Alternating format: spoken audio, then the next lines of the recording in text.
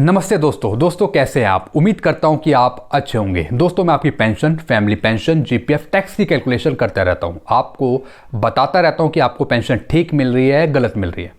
ऐसी मैं आपके लिए इंटरेस्टिंग वीडियोस, कैलकुलेशन वाले वीडियोस, इंफॉर्मेटिव वीडियोस डिफेंस पे, सिविलियन पे लाता रहूं, बनाता रहूं। इसके लिए आप मेरे चैनल को सब्सक्राइब कर लीजिए और लेटेस्ट मेरे वीडियोस के नोटिफिकेशन आपको जल्दी मिल जाए, टाइम पे मिल जाए। इसके लिए आप बेल आइकन को प्रेस कर सकते हैं। दोस्तों आप मेरा नंबर और ईमेल एड्रेस मेरे होम पेज से ले सकते हैं। दोस्तों जो मेरा आज का वीडियो है ये है डिफेंस पेंशनर पे। दोस्तों आज मैं कैलकुलेशन करूंगा जिनका रैंक है हवलदार एसीपी 1 और जो इन्हें पेंशन दी जाएगी वो दी जाएगी नायब सूबेदार की। दोस्तों मैंने इनसे ईपीपीओ मंगाया था, इन्होंने मुझे मेल पर दिया था। तो दोस्तों मैंने चेक किया कि जो इनको पेंशन मिल रही है वो उनको कम पेंशन मिल रही है। दोस्तों इनकी ज़्यादा पेंशन बनती है। मैंने इनकी लास्ट पे ड्रॉन के आधार पर इनकी पेंशन फिक्स करी, लेकिन ईपीपीओ में इनकी गलत नोशनल पे फिक्स कर रखी है। दोस्तों मैंने इनसे बात भी करी थी, ये भी मुझे बता रहे थे कि इनको जो पेंशन मिल रही है वो कम पेंशन मिल रही है, बल्कि जो इनके साथ के पेंशनर हैं उन्हें ज़्यादा पेंशन मिल रही है। तो इनकी जो बेसिक पेंशन बनाई वो इनकी कम बेसिक पेंशन बनाई है और जो मैंने कैलकुलेट करी है वो इनकी ज़्यादा बनती है, जैसा इनका भी कहना है। जैसे और पेंशनरों को भी मिल रही है जो इनके साथ के हैं, सेम रैंक के। तो दोस्तों इनकी डिसेबिलिटी पेंशन भी है। तो मैंने एक पूरी कैलकुलेशन कर रखी है। मैं आपको बताता हूँ कि एक्चुअल में इनकी कितनी बेसिक पे फिक्स होती है। और जो ये रिटायर हुए, ये 2016 में रिटायर हुए, इनकी ज़्यादा पेंशन बनती है। तो जो इन्हें मिल रही है वो भी मैं आपको दिखाऊंगा कैलकुलेशन पर, और जो एक्चुअल में लास्ट पे ड्रॉन के आधार पर इनकी जो बनती है बड़ी हुई वो कितनी बनती है। तो चलिए लैपटॉप पर हम करते हैं इनकी कैलकुलेशन और हम देखते हैं इनकी कितनी पेंशन सेट होती है और इन्हें अभी कितना पेंशन पर नुकसान हो रहा है। आइए लैपटॉप पर। दोस्तों मैं लैपटॉप की तरफ आ गया हूं, तो चलिए शुरू करते हैं इस कैलकुलेशन को। तो मैं आपको दिखा रहा हूं ईपीपीओ। तो इनका रैंक है हवलदार एसीपी 1। दोस्तों इन्हें जो पेंशन मिलेगी वो मिलेगी नायब सूबेदार की। आप पे स्केल देख रहे हैं 9,300, 34,800 और 4,200 ग्रेड पे। ये जो पे स्केल है ये है नायब सूबेदार का। डेट ऑफ रिटायरमेंट आप देख रहे हैं 29/2/2016। लास्ट पे ड्रॉन 12,010। दोस्तों इसके आधार पर इनकी ज़्यादा बेसिक पे बनेगी, लेकिन यहाँ पे कितनी फिक्स करी इन्होंने? 38,700। दोस्तों ये बहुत कम है, इनकी इतनी फिक्स नहीं होगी। 12,010 के आधार पर इनकी नोशनली बेसिक पे ज़्यादा फिक्स होगी। ये मैं आपको अभी बाद में बताऊंगा। दोस्तों इनका डिसेबिलिटी एलिमेंट भी है 50%। तो पहले कैलकुलेशन कर लेते हैं जो इन्होंने फिक्स करी 38,700 के आधार पर, लेवल 6 के अकॉर्डिंग। दोस्तों बेसिक आ गई इनकी 38,700, इस पे हमने एमएसपी जोड़ी 5,200, आ गया 43,900। इसका हमने आधा कर दिया तो आ गया 21,950। ये आ गई बेसिक पेंशन। इसी के आधार पर इन्हें अभी पेंशन मिल रही है, जो कि बहुत कम है। सही फिक्सेशन नहीं करा इनका। तो 21,950। दोस्तों इनका डिसेबिलिटी एलिमेंट भी है, तो वो भी मैं कैलकुलेशन कर लेता हूं उसकी। 21,950 पहले हम करेंगे 100% डिसेबिलिटी काउंट, फिर उसका हम आधा कर देंगे। तो इसका कर दिया हमने 60%, तो आता है ये 13,170। 13,170। दोस्तों ये आ गई फुल डिसेबिलिटी एलिमेंट यानी 100%। अब इनकी कितनी है? 50% है, तो हम इसका आधा कर देंगे। तो आ गया 6,585। तो आप यहां पे देख रहे हैं 50% डिसेबिलिटी एलिमेंट आ गया 6,585। तो 21,950 प्लस 6,585 जो यहां पे भी मौजूद है, आप यहां पे देख रहे हैं 6,585, ये डिसेबिलिटी एलिमेंट है 50%। तो आ गया 28,535। अब पेंशन कैसे कैलकुलेट हुई? 28,535 प्लस 31% डीए 8,846। तो पेंशन जो अभी इन्हें मिल रही है एक्चुअल में वो मिल रही है 37,381। दोस्तों ये जो कैलकुलेशन हुई ये तो हुई 38,700 के आधार पर। अब इनकी एक्चुअल में कितनी फिक्स होती है पेंशन वो आइए जानते हैं। तो ये कैलकुलेशन है नीचे।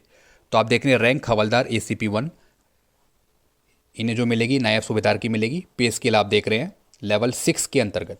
लास्ट पे ड्रॉन 12,010 जो कि यहाँ पे भी मौजूद है 12,010। तो दोस्तों इस पे ऐड होगा ग्रेड पे 4200 रुपये 4200, तो आता है 16,210। अब इसका हम करेंगे 2.57 तो आता है 41,660। दोस्तों अब ये हम देखेंगे पे मैट्रिक्स में 41,660, तो ये जाएंगे 42,300 पर, क्योंकि 41,660 42,300 से कम है, इसलिए हम मैक्सिमम फिट करेंगे इनका 42,300। तो यही हमने यहाँ पे फिक्स कर रखा है 42,300। तो ये इनकी फिक्स होनी चाहिए और यहाँ पे इनकी फिक्स कर रखी है 38,700।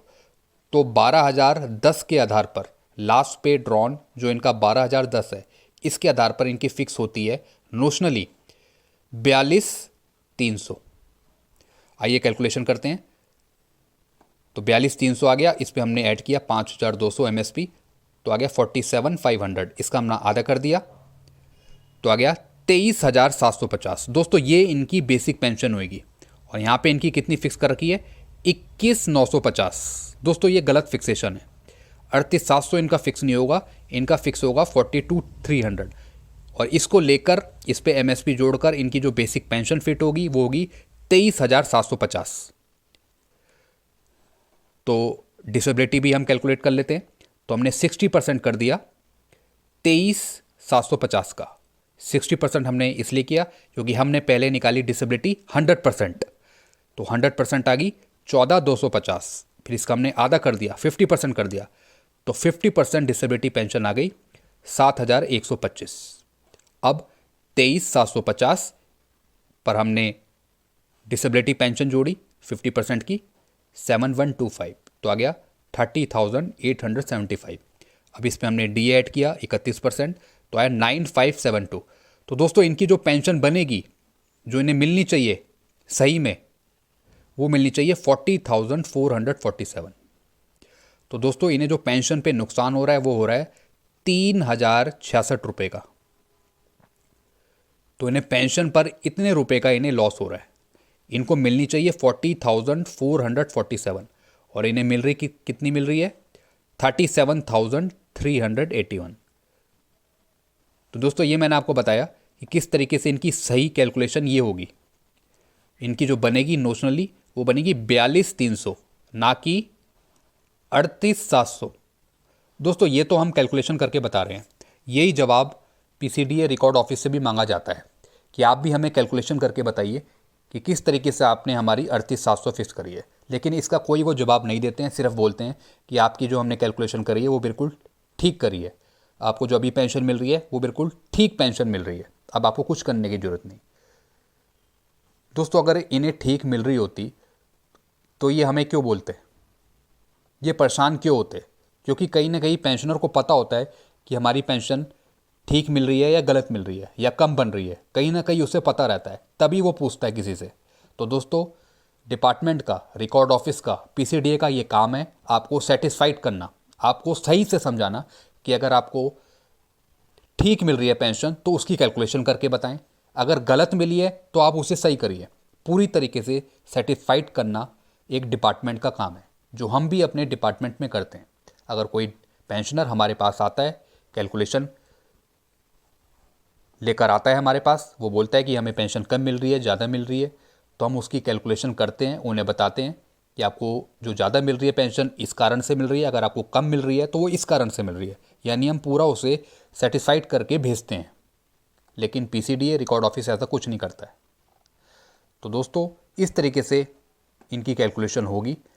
इन्हें जो पेंशन पे नुकसान हुआ वो हुआ 3,066 रुपये का, इन्हें मिलनी चाहिए 40,447 और इन्हें मिल रही है 37,381, जो कि लॉस में है ये। तो अगर ये पेंशन अपनी सही करवाते हैं तो इनका एरियर भी बनेगा और सही में पेंशन जो इन्हें मिलेगी वो मिलेगी 40,447। तो दोस्तों इससे रिगार्डिंग आपको कुछ पूछना तो डायरेक्ट आप कमेंट करें, वीडियो अच्छा लगता है तो वीडियो को लाइक करें और चैनल को आप सब्सक्राइब कर सकते हैं। Thank you very much. खुश रहिए, मुस्कुराते रहिए।